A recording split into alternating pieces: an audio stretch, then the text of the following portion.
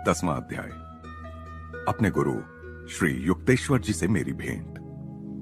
ईश्वर में श्रद्धा कोई भी चमत्कार कर सकती है, केवल एक को छोड़कर, अध्ययन के बिना परीक्षा में उत्तीर्ण होना। झुंझलाकर मैंने वह प्रेरणाप्रद पुस्तक बंद कर दी जिसे मैंने खाली समय में एक दिन उठा लिया था। लेखक का यह अपवाद कथन उसकी ईश्वर में श्रद्धा का पूर्ण अभाव दर्शाता है। मैंने सोचा, बेचारा, रात रात भर पढ़ाई करने में उसे अत्यधिक विश्वास है। मैंने पिताजी को वचन दे रखा था कि मैं अपनी हाई स्कूल की पढ़ाई पूर्ण करूंगा। मैं परिश्रमी विद्यार्थी होने का दावा नहीं कर सकता। महीने पर महीने बीतते गए थे, पर मैं क्लासरूम में कम और कोलकाता के स्नान घाटों के आसपास सुनसान जगहों पर अधिक होता था। उन घाटों के पास स्थित श्मशान, जो रात में और भी अधिक भयावह बन जाते हैं, योगी को अत्यंत आकर्षित करते हैं। जिसे अमर तत्व की खोज करनी हो, उसे कतिपय अनलंकृत नरकपालों को देखकर विचलित नहीं होना चाहिए। विभिन्न प्रकार की अस्थियों से व्याप्त उस विषादालय में मानवीय अपूर्णता उजागर होती है। इस प्रकार मेरा रात्रि जागरण विद्यार्थियों के रात्रि जागरण से भिन्न प्रकार का था। हिंदू हाई स्कूल की वार्षिक परीक्षा का सप्ताह तेजी से निकट आ रहा था। परीक्षा का यह समय भी भूत प्रेतों से युक्त उन श्मशानों की तरह ही एक सुपरिचित दहशत मन में उत्पन्न करता है। फिर भी मेरा मन शांत था। भूत पिशाचों के क्षेत्र में जा जाकर मैं एक ऐसे ज्ञान को खोद कर निकाल रहा था जो स्कूली कक्षाओं में कभी नहीं मिल सकता। परंतु मेरे पास स्वामी प्रणवानंद जी का कौशल नहीं था, जो एक ही समय में 2 स्थानों पर आसानी से उपस्थित हो सकते थे। मेरा तर्क, जो कि अफसोस अनेक लोगों को कुतर्क लगता है, यह था कि प्रभु मेरी दुविधा को समझकर मुझे उससे उबार लेंगे। विपत्तियों से तत्क्षण उबारने के ईश्वर के हजारों स्पष्टीकरणातीत कारनामों से भक्त के मन में ऐसी तर्क शून्यता आ जाती है। अरे मुकुंद, आजकल तो तुम्हारे दर्शन ही नहीं होते। एक दिन अपराह्न गढ़पार रोड पर मेरी ही कक्षा के एक सहपाठी से अचानक भेंट हुई तो उसने मुझसे कहा, ओह नंदू, लगता है स्कूल में मेरी अनुपस्थिति ने मुझे निश्चित तौर पर कठिन परिस्थिति में डाल दिया है। मैंने उसकी स्नेहपूर्ण दृष्टि के आगे अपने हृदय का भार हल्का किया। नंतु, जो एक तीक्ष्ण बुद्धि छात्र था, दिल खोलकर हंसने लगा। आखिर मेरी परिस्थिति भी हास्यजनक ही थी। वार्षिक परीक्षा के लिए तो तुम बिल्कुल भी तैयार नहीं हो, उसने कहा। लगता है अब मुझे ही तुम्हारी सहायता करनी होगी। नंतु के ये सहज सरल शब्द दैवी आश्वासन बनकर मेरे कानों में उतरे। तत्परता के साथ मैं उसके घर गया। परीक्षा में जिन प्रश्नों के पूछे जाने की संभावना उसे प्रतीत हो रही थी, उनके उत्तर उसने मुझे समझा दिए। ये प्रश्न ऐसे दाने हैं जो अनेक भोले भाले विद्यार्थियों को परीक्षा के जाल में फंसा लेंगे। मेरे उत्तरों को ठीक से याद करोगे तो तुम उस जाल से सही सलामत निकल जाओगे। जब मैं उसके घर से निकला तब काफी रात बीत गई थी। उधार की विद्वता से लबालब भरा हुआ मैं पूरे भक्तिभाव के साथ प्रार्थना कर रहा था कि अगले कुछ संकटपूर्ण दिनों में वह पांडित्य मुझ में बना रहे। नंतु ने मुझे अपने विभिन्न विषयों में परीक्षा के लिए तैयार कर दिया था, परंतु समयाभाव के कारण संस्कृत को भूल गया था। मैंने उत्कटता पूर्वक भगवान को इस भूल की याद दिला दी। दूसरे दिन प्रातःकाल मैं चलते कदमों की लय पर अपना नया ज्ञान आत्मसात करता हुआ सैर कर रहा था। रास्ते के कोने पर खाली पड़े भूखंड की घास पात से गुजरते हुए अचानक मेरी दृष्टि कुछ छपे हुए बिखरे पड़े कागजों पर पड़ी। मैंने झपट कर कागज उठा लिए। मेरा झपटना सार्थक भी हुआ। मेरे हाथ में संस्कृत श्लोक थे। उनका अर्थ लगाने के अपने लड़खड़ाते प्रयासों में सहायता के लिए मैंने एक पंडित को पकड़ा। उनकी मधुर वाणी ने वातावरण को उस प्राचीन भाषा के निनादी मधुर सौंदर्य से भर दिया। इन असामान्य श्लोकों को सीखकर संस्कृत की तुम्हारी परीक्षा में कोई सहायता नहीं हो सकती। पंडित ने उन श्लोकों को निश्चय पूर्वक मेरे लिए बेकार ठहराया, परंतु उन श्लोकों का अर्थ जानने के कारण ही दूसरे दिन मैं संस्कृत की परीक्षा में पास हो सका। नंतु ने अपनी दूर दृष्टि से जो सहायता मुझे दी थी, उसके कारण मुझे अपने अन्य सभी विषयों में भी उत्तीर्ण अंक मिल गए। पिताजी खुश हुए कि मैंने हाई स्कूल की पढ़ाई पूरी करने का अपना वचन निभाया था। मेरी कृतज्ञता ईश्वर के चरणों में समर्पित हुई। मैं जानता था कि केवल उनकी प्रेरणा के कारण ही मैं नंतू के घर पहुंचा था, और कूड़े से भरे भूखंड के अप्रचलित मार्ग से भी उन्हीं की प्रेरणा से गया था। उन्होंने अपनी लीला करते हुए मुझे उबारने की अपनी यथा समय योजना की दोहरी अभिव्यक्ति प्रदर्शित की थी। निरर्थक मानकर रख दी हुई उस पुस्तक पर मेरी दृष्टि पड़ी जिसके लेखक ने परीक्षा भवन में ईश्वर की महत्ता को अपर्याप्त माना था। मेरे मन में उठे इस विचार पर मैं अपनी हंसी नहीं रोक पाया। यदि मैं इस लेखक को बता दूं कि मृतदेहों के अवशेषों के बीच बैठकर ईश्वर का ध्यान करना हाई स्कूल परीक्षा पास करने का सहज उपाय है, तो उसकी उलझनें और अधिक बढ़ जाएंगी। नई प्रतिष्ठा से गौरवान्वित होकर अब मैं खुले रूप से घर छोड़ने की योजना बनाने लगा। अपने एक समवयस्क मित्र जितेंद्र मजूमदार के साथ वाराणसी के एक आश्रम श्री भारत धर्म महामंडल में जाकर रहने का और वहां आध्यात्मिक शिक्षा ग्रहण करने का मैंने निश्चय किया। अपने परिवार से वियोग की कल्पना एक दिन गहरा विषाद बनकर मुझ पर छा गई। मां के स्वर्गवास के बाद मेरे दो छोटे भाइयों सनंद और विष्णु तथा सबसे छोटी बहन थामू के लिए विशेष रूप से मेरा प्रेम तीव्र हो गया था। मैं शीघ्रता पूर्वक अपने एकांत स्थान उस छोटी सी अटारी में जा पहुंचा जो मेरी आकुल साधना के अनेकानेक प्रसंगों की साक्षी थी।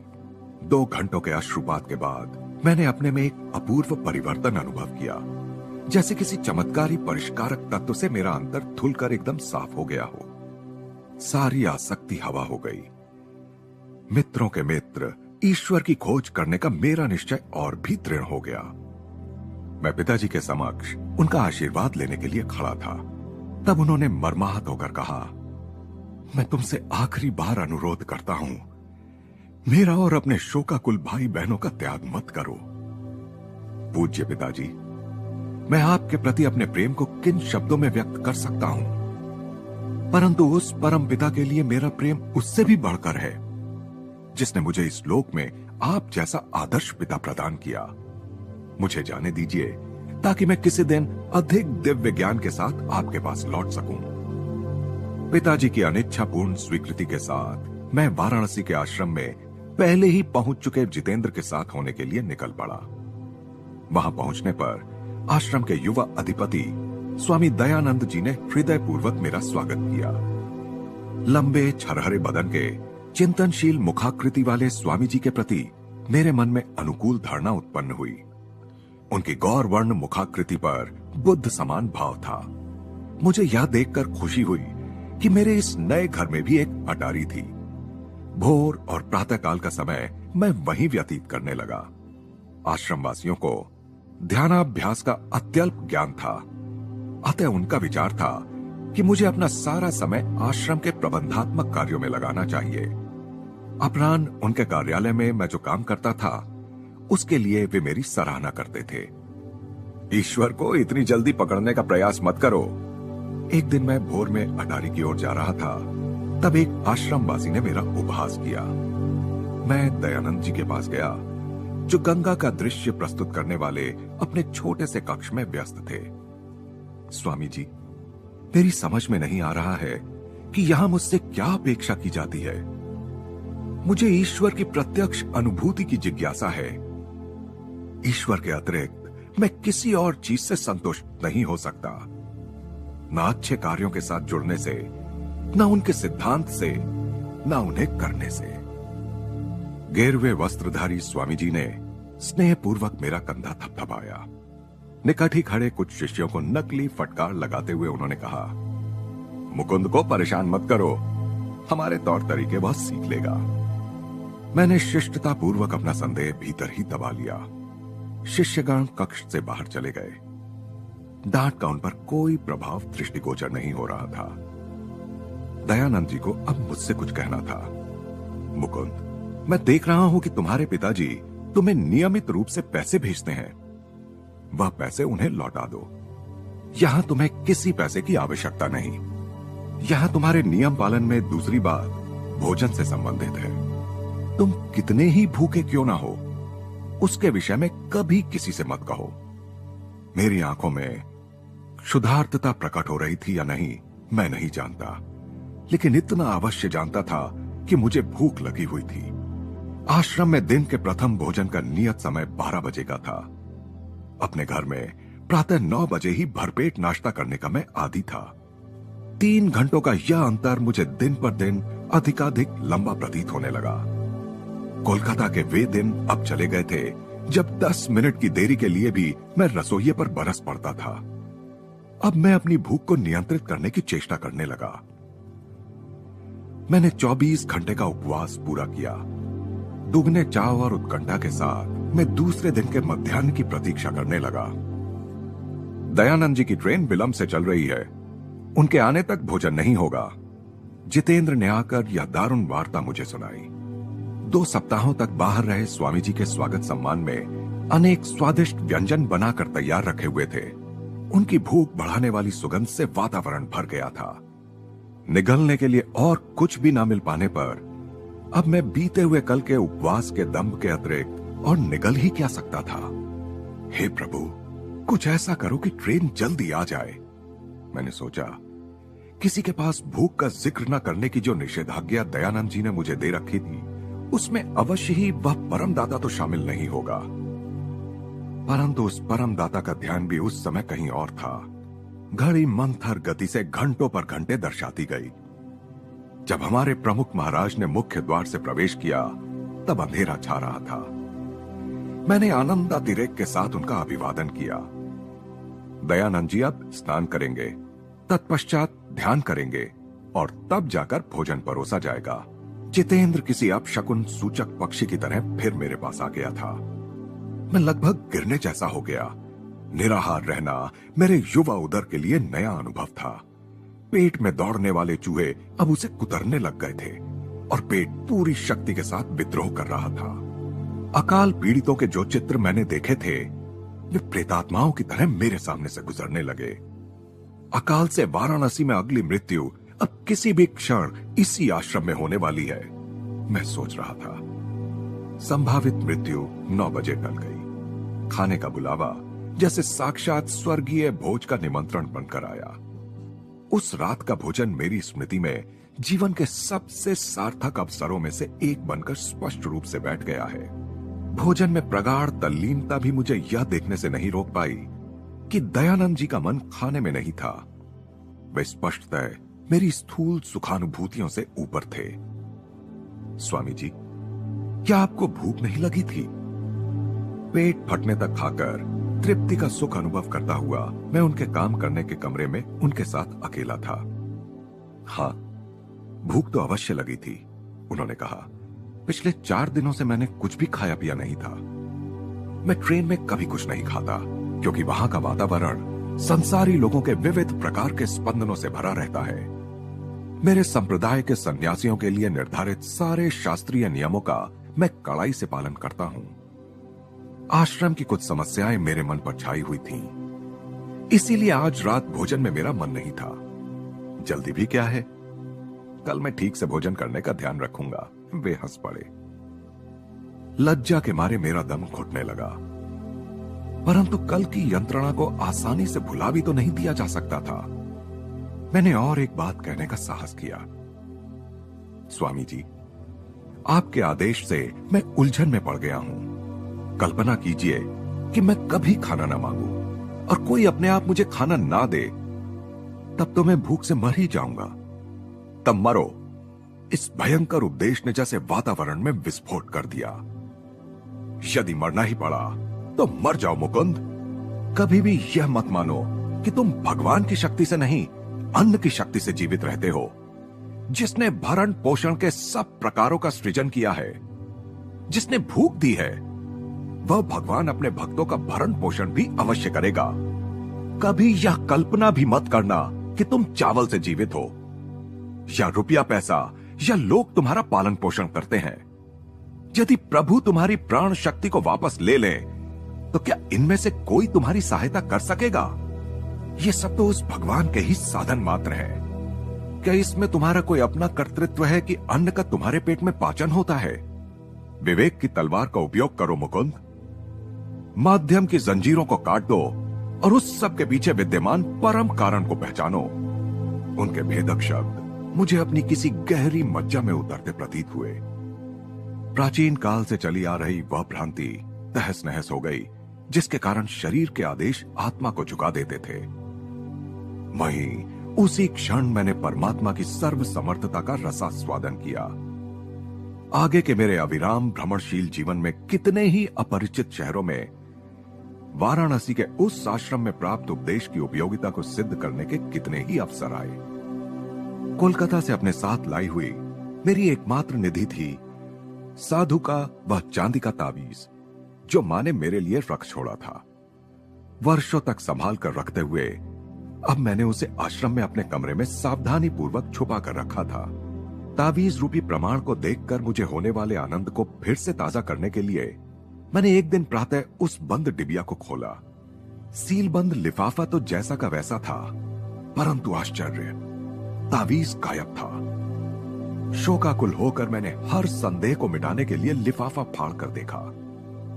साधु की भविष्यवाणी के अनुसार जिस शून्य से साधु ने उसे आमंत्रित किया था, उसी शून्य में वह वापस चला गया था।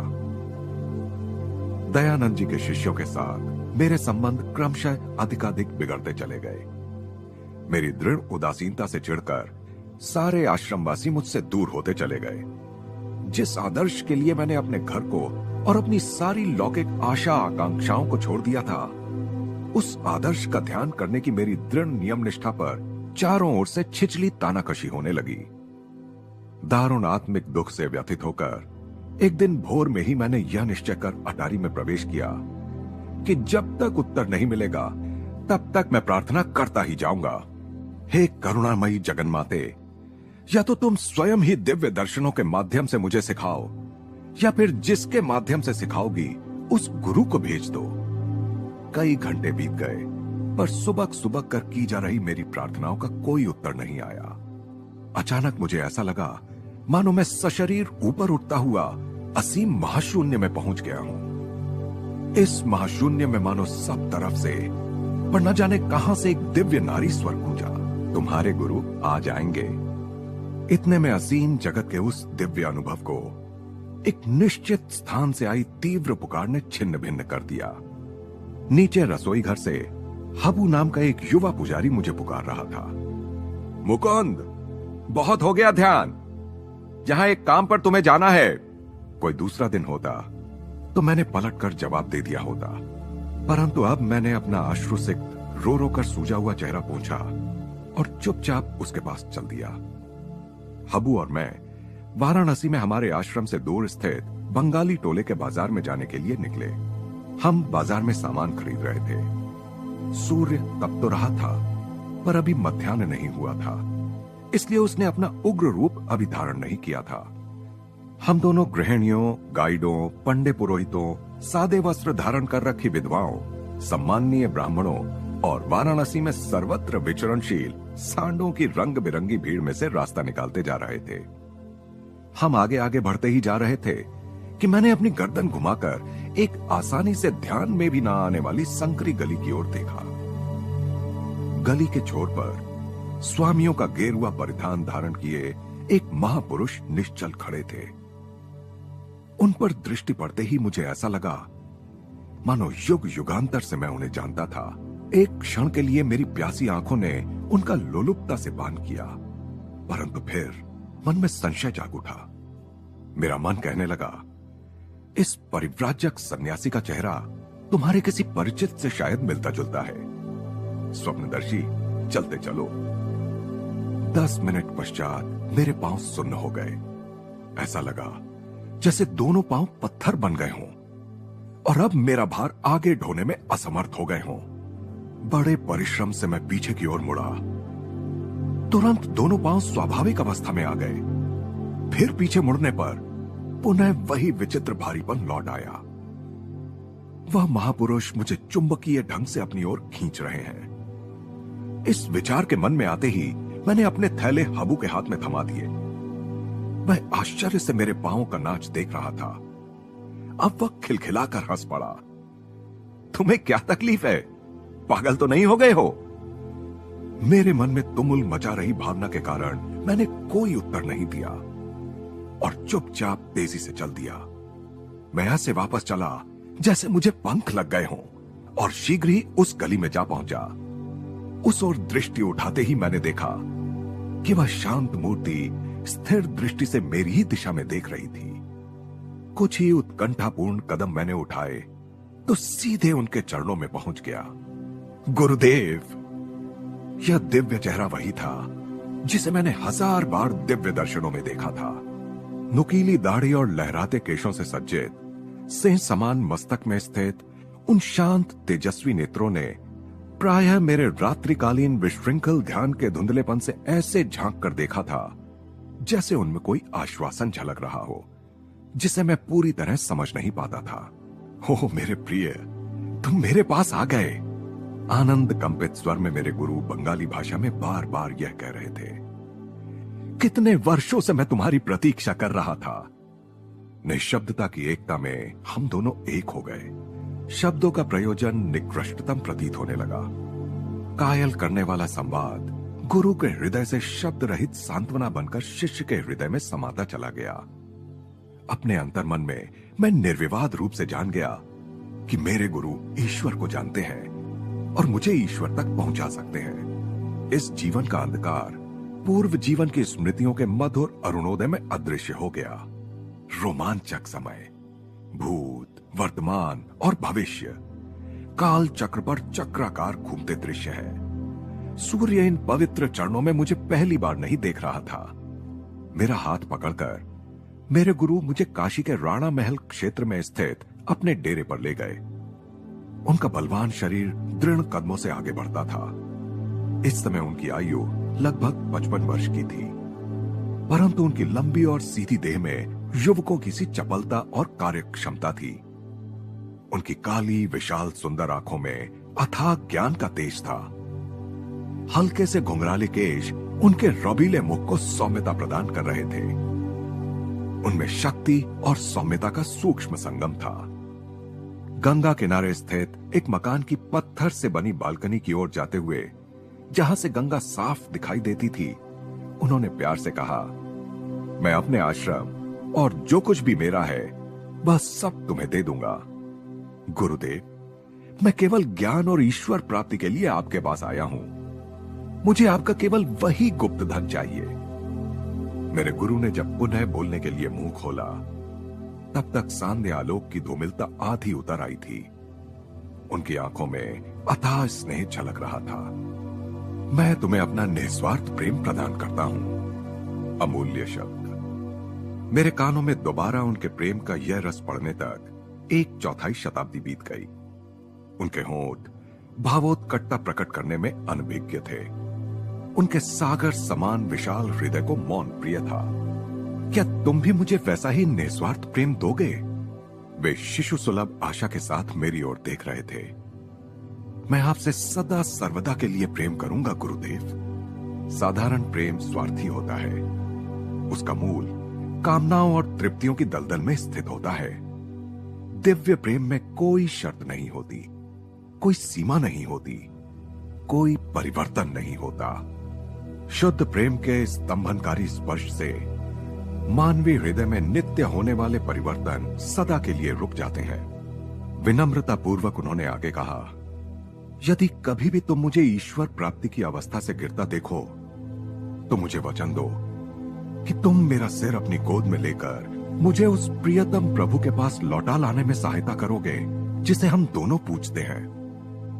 घिरते अंधकार में वे उठकर खड़े हुए और मुझे अंदर एक कमरे में ले गए। हम आम और बादाम की कुछ मिठाइयां खाने लगे।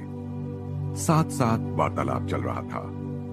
अपने वार्तालाप में उन्होंने बिना किसी आलोचनात्मक रुख के सहज भाव से मेरे स्वभाव का गहरा ज्ञान व्यक्त किया।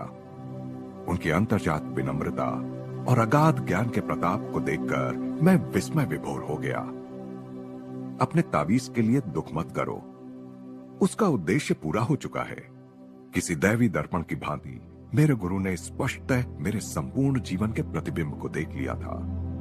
गुरुदेव, आपकी उपस्थिति की जीवंत सच्चाई का आनंद किसी भी प्रतीक से कहीं बढ़कर है। जहां तक आश्रम में तुम्हारी दुखद परिस्थिति का संबंध है, तो उसमें परिवर्तन का समय आ गया है। मैंने अपने जीवन का कोई भी उल्लेख नहीं किया था। उसका कोई भी उल्लेख अब निरर्थक प्रतीत हो रहा था। उनके सहज साधारण ढंग को देखते हुए यह बात मेरी समझ में आ गई थी कि उनकी दिव्य दृष्टि पर किसी प्रकार का विस्मय प्रकट करना उन्हें अच्छा नहीं लगेगा। तुम्हें कोलकाता लौट जाना चाहिए। मानव जाति के प्रति अपने प्रेम से अपने रिश्तेदारों को ही क्यों वंचित करो। उनके इस सुझाव से मैं निराश हो गया।